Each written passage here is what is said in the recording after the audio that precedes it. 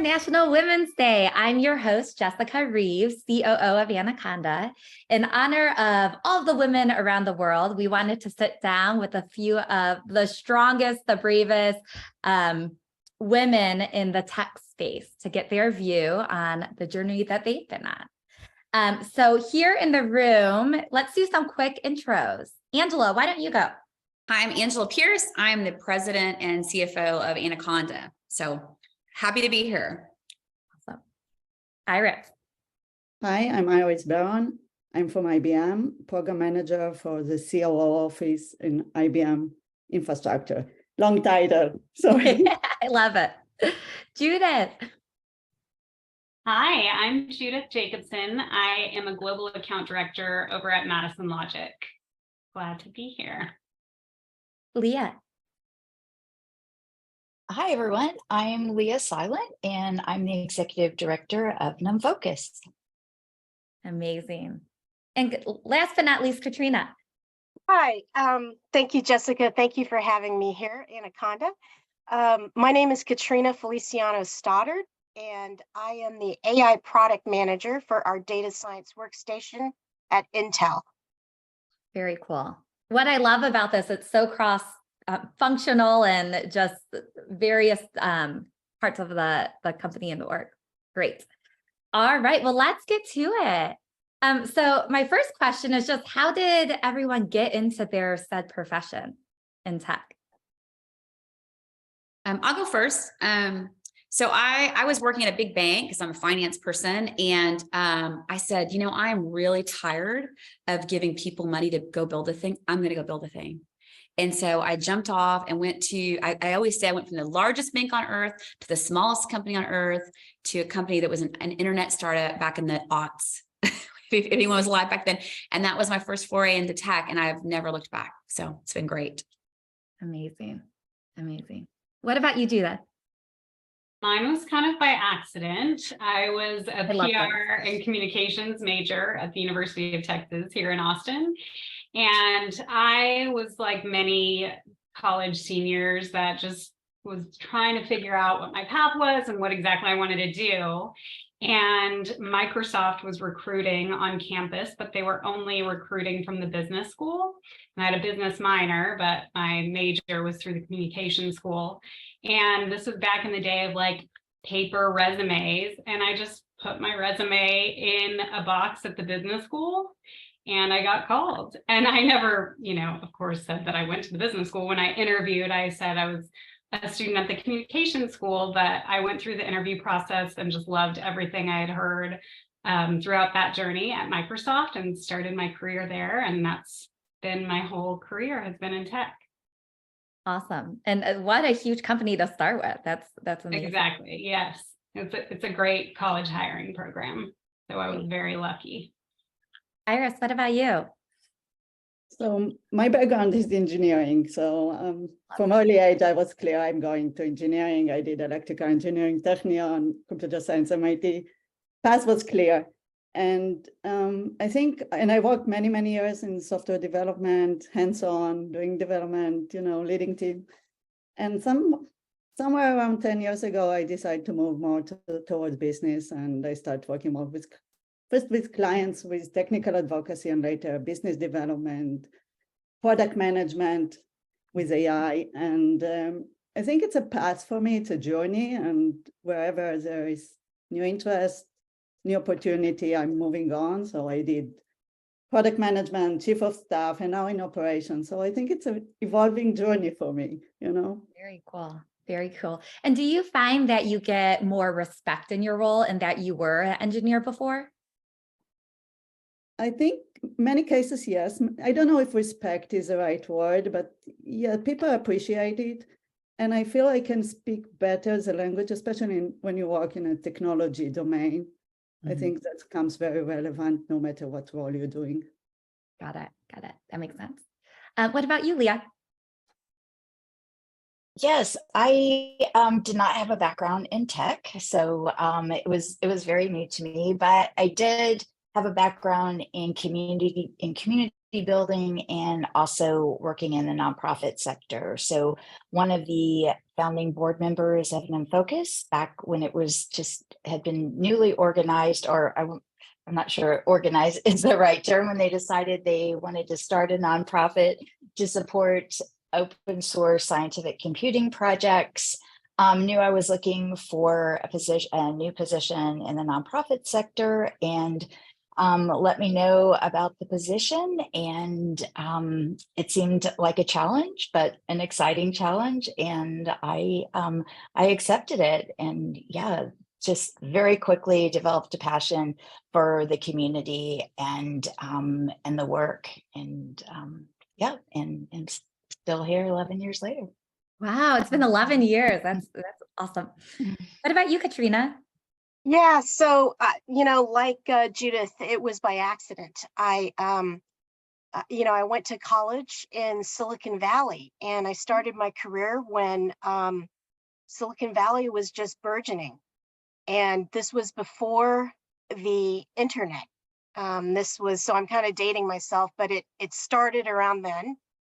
When the browser wars, the internet browser war started. I started at a company called Silicon Graphics, and I had planned to go to law school, but I decided to take a gap year and started working as a contractor part-time right out of college at Silicon Graphics. And I was next door to Sun Microsystems, next to Adobe, all of these, Netscape. So a lot of these early tech companies before Silicon Valley really blossomed. And so I had, it was great because Silicon Graphics was just the darling of Silicon Valley at that time, along with Sun Microsystems. And, I had the opportunity to start my career in sales, which really was fantastic because I got to work with leaders that were doing innovative things, scientific discoveries. Some of the customers I worked with were in transportation, as in Southwest Airlines and American Airlines, where they were doing operations research, flight scheduling, doing a lot of high performance computing, which was the realm that I was in. And I was just fascinated by what our customers were doing in terms of scientific discoveries in cosmology, in geosciences, in health and life sciences with protein folding and cancer, therapies. It was just an exciting time for Silicon Valley, and I changed my career and decided to go down the tech path. So happy I did it because I've loved my career and I love I love what I do. Katrina, that is so funny when you said that. That like brought back when we probably graduated the same year. I think. Yeah, maybe. I was like, I remember it was starting internet. Our company was like, I'd have to explain to my parents, what's the internet? I'm like, okay, this is how it works. And I remember we had 3 customers who paid us $24 a month. So we had, less than $100 of MRR. I think I started. And but I remember Sun, and we were working on all the server side. We were trying to put internet on the servers and like all these things. I just remember all of that. Yes, I remember that as well. Yeah, we had AOL was our competitor and all this stuff. So, anyways, I just thank you for the reminiscence. Yeah, and the beginning of Oracle. I remember when our company shifted to Oracle. It was a brand new system for all of us, so it was really fun. Amazing. Well, as obviously successful women, what's some leadership advice and how do you develop some leadership skills? Iris, any input there? Yeah, and I have probably a lot, and I can talk about, how you can be better. But I think I want to take this a little bit different and touch on how we can build the next generation. Or I think we need to plant the seeds early on in order to make women successful in technology and in leadership. I think we should start really at school time, at elementary or high school, and really help the girls at that time be more confident, have more self-esteem, be open-minded, curious, go and take chances. And I'll give you an example. My daughter is now in university, and at that time she took computer science. That was like 3-4 years ago. She was the only girl in her class. Surprising, right? Surprising and sad. So, and she had great friends at that, and she all very smart, excellent students, and they were afraid to go to this class. So I think we need work to do as a community, right? We need to encourage them and help them. And I think that will give them a better starting point in their career.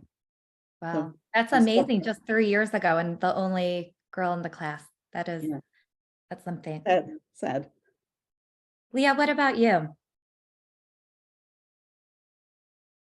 I'll go back to just kind of developing leadership. And I think a large part of that is being able to observe others, and others that look like you, and also that you can see yourselves, you can see yourself in their place, and to be able to observe what they're doing. And also to reach out and ask people, do you know this person? Can you introduce me? And to be able to engage with them and have a conversation about what they're doing, and I guess try to learn more about that. And then to also join, don't be afraid or hesitate to join groups and get involved, and then to volunteer, to take on initiatives, even if it's something very small, because that's going to help build your leadership skills, just increase your familiarity and make you more comfortable. So I think giving you some of that confidence that you need by just kind of observing and then joining and just volunteering in different positions is something that are just kind of easy things to do, but you can see the outcomes quickly. Awesome.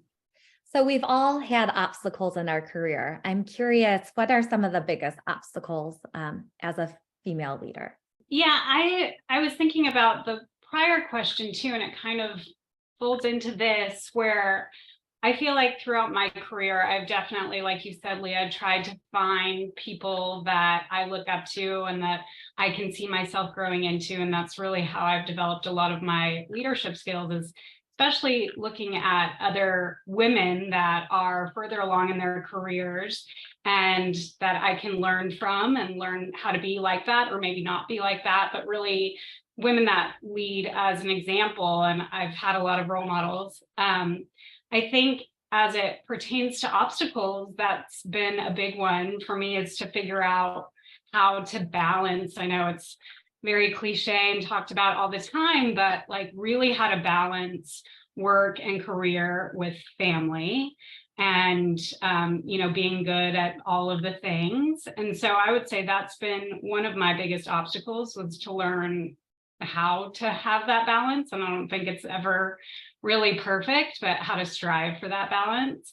And watching other women that I admire and respect do it has helped a lot. So that's kind of what I always go back to, thinking about those role models that I've admired through the years, and trying to kind of learn from them and use some of the skills and tactics that they used to try to find that balance.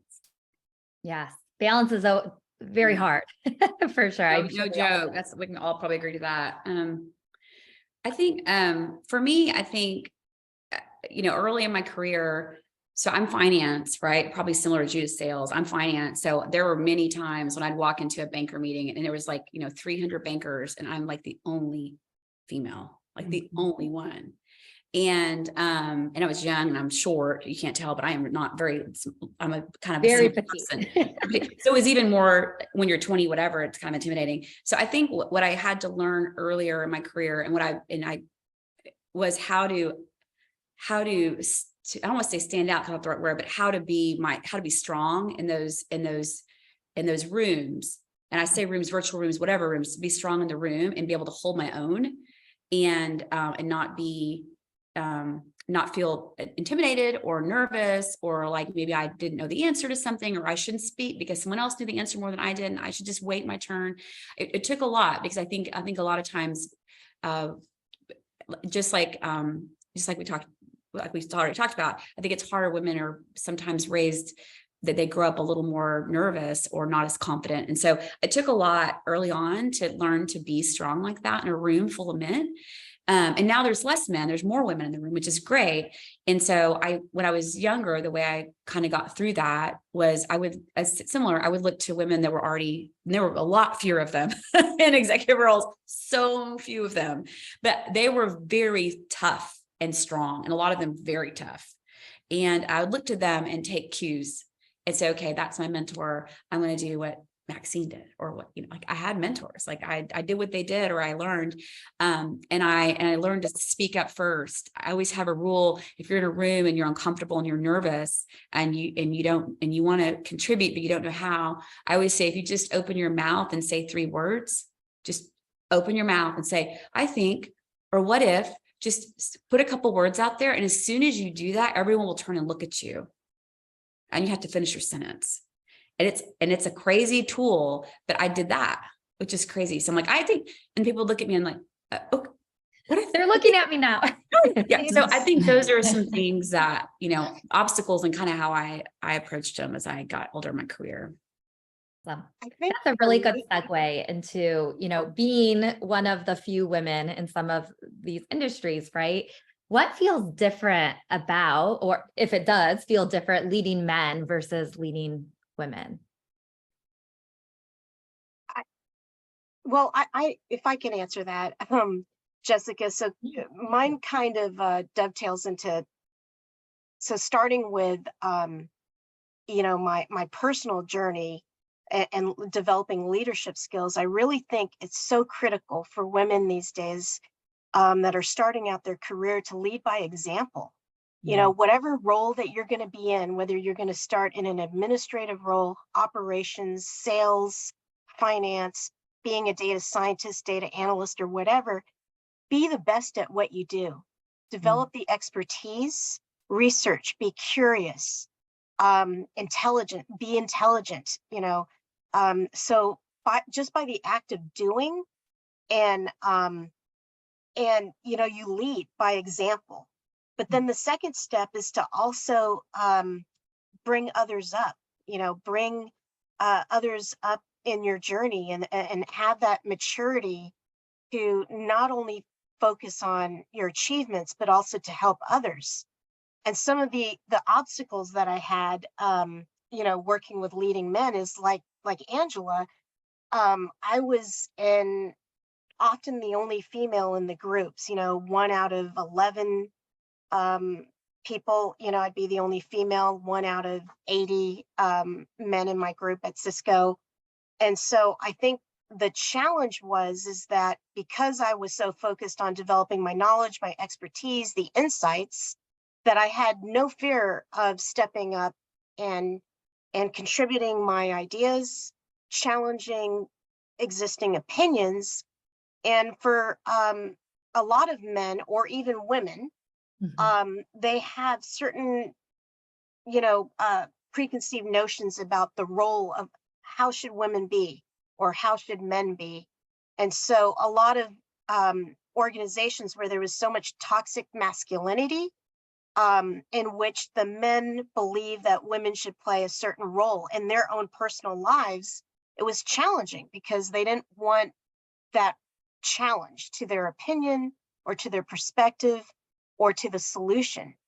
So how did I handle that? It was, I stayed the course, or I left and found organizations where it was really, there was not any toxic masculinity, where the men and the women were very supportive, that there was an open door policy, and everyone was very respectful.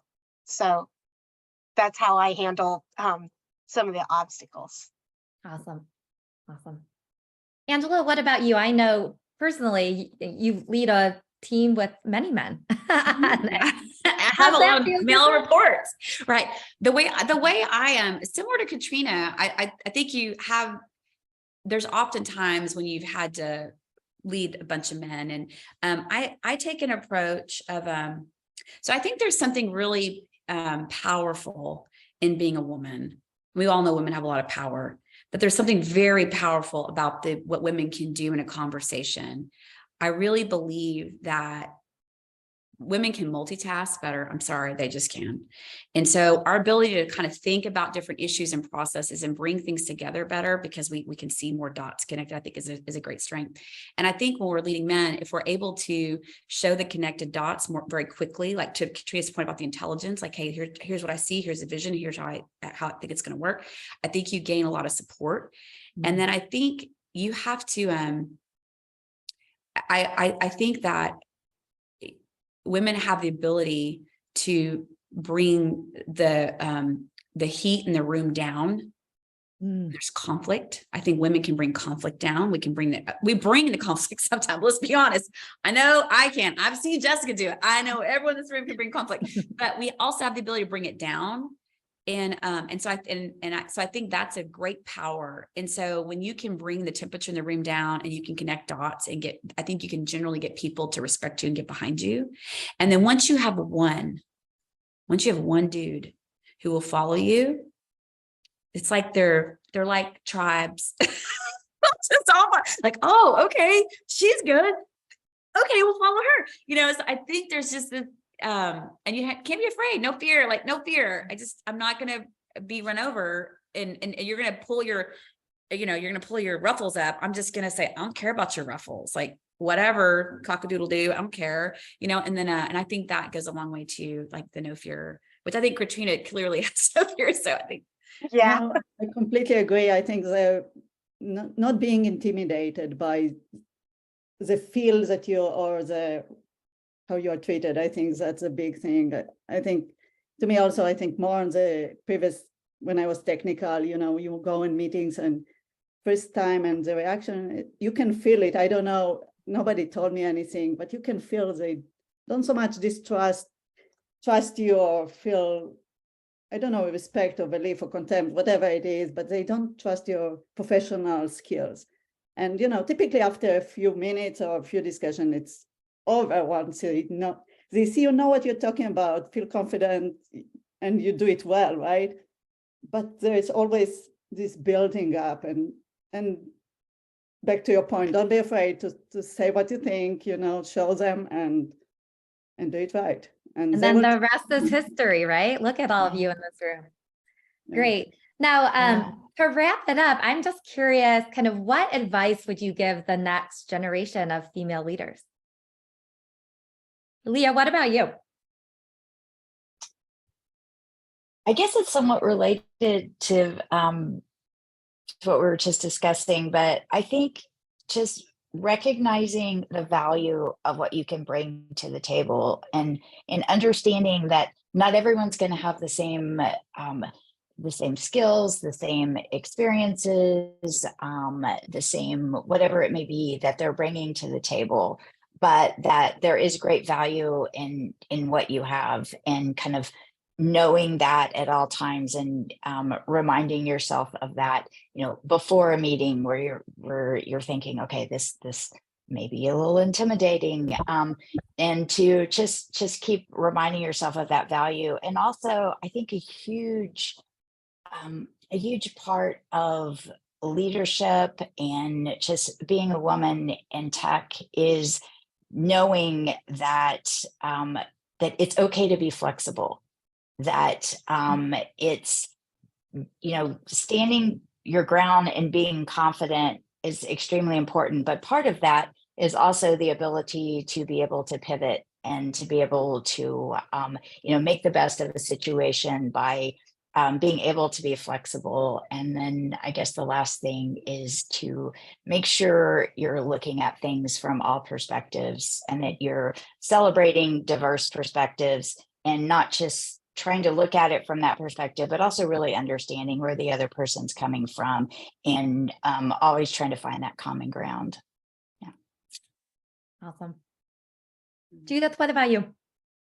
Yeah, I love everything that you just said, Leah. I have two daughters that are 8 and 5. And so I feel like we have always focused on trying to, create little good humans that are kind to everyone and appreciate everyone's differences. And a lot of that can be like, as I'm listening to all of you, I'm thinking, how can I start talking about these things to my young children, even now, talking to my 5-year-old about being confident and knowing her voice. And I think it's really about just supporting all of those things, like making sure that they have the confidence and a voice and understand everyone's differences and treat everyone with respect, but then also that they find and follow their passion and have pride in what they do and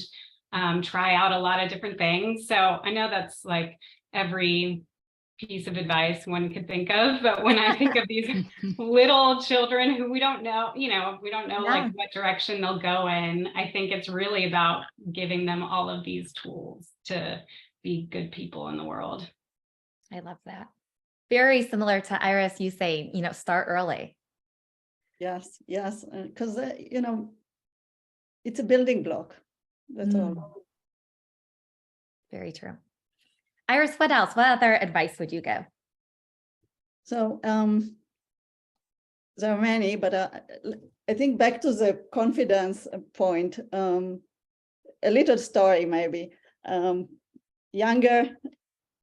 time ago, I had a great manager and he asked me at the career discussion, what I want to do in the future, where would I get? And I answered very, conservative. So he said, okay, but really, what's your dream? What's your aspiration? Where you really, really want to go? So, I gave him a more aggressive ambition place where, and he asked me, are you confident that you have the skills and what it takes to get there? So, when you get this question, I'm like, you start thinking really, hesitation, not sure. So he asked me a very interesting question. He asked, what if I ask this dude over there, which was much junior, much less experienced, less qualified probably, what would he answer? And it was clear he would say yes with a heartbeat, right? Mm-hmm. And to me, it changed me. It changed me a lot, to step up. And one quote that I really like from is a previous CEO for IBM, is that growth and comfort do not coexist. And I think I really like it. I embrace it every day. And that's my advice. Really be bold, take chances, and you'll get better opportunities. I love that. Katrina, what about you? Any other? Yeah, I think 3 things. The advice I would give is, number 1 is stick to be an expert. Continue your quest for knowledge, because once you develop the knowledge, the competency, the expertise, the confidence will come. Number 2 is integrity is everything. Be accountable. Don't be afraid to admit when you make mistakes. Acknowledge it quickly and be okay with it. Number 3, I think the advice I would give is be kind, be compassionate, bring others up with you. I think one of the values, it took me so long to learn this until I got to Intel, but Intel is one of the things I really appreciate is the values. One of the values is, it's one thing trying to be the best in your career and achieving, the highest accolades, but it's another thing when you help others and bring others with you and make sure that they're successful. So I think the maturity, it took me a while to get there and stop making sure that everything was about me and my success, but making sure that others are successful with me. Those are the 3 things I would say. Amazing. And Angela, wrap us up. What would you say? Well, everyone's taking all the good stuff. So I guess I'll summarize everyone else's stuff. So I always say the one thing I tell women is that always speak up, always speak up. And it, not like you have to always have a conversation. You always have to be at the top of the room or loud, but always speak up and share your voice. It's so important because your voice has value. I think it's important. I agree with Iris. I think women typically don't raise their hand for jobs or roles or opportunities because they fear that they don't have the skill set or they're missing something. I promise you, no dude ever thought that ever. They always say they have all the skills and they ain't got none. But seriously, like women don't be afraid. If you look at something, you think, I can do about half that. Like, I think I can do about half that. Then that's close enough. Raise your hand. They'll tell you if you can't do it. You may get a no, but you got to go try. So I think that's the other thing. And I think the last thing, Katrina, I agree with as well. I think it's so important. I've had in my career, I've had a lot of opportunities to have women that have worked for me where I've supported them. Like I had an admin one time who I said she was a legal admin. She was just pushing papers. I'm like, and she didn't have a degree. And I said, I really think you could do more, and she went to school for paralegal and I paid for all her paralegal stuff. I just signed off on it. And she's a great paralegal.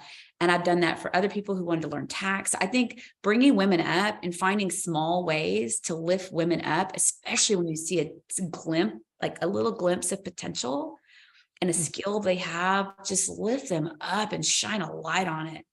And I think that goes so far in the confidence building. Maybe they didn't get the confidence earlier, but if you see a light, just make it brighter. And I think that is so powerful, so powerful. And then they see that and they do the same thing for others. Right. So those are the kind of the things I would tell women as they're coming up in their career. So I love that. Amplifying the lights, amplifying all women's light. That's great. Well, that brings us to the end of the panel. Thank you all so much. I know we are all busy, but really appreciate it in honoring International Women's Day. Thanks so much.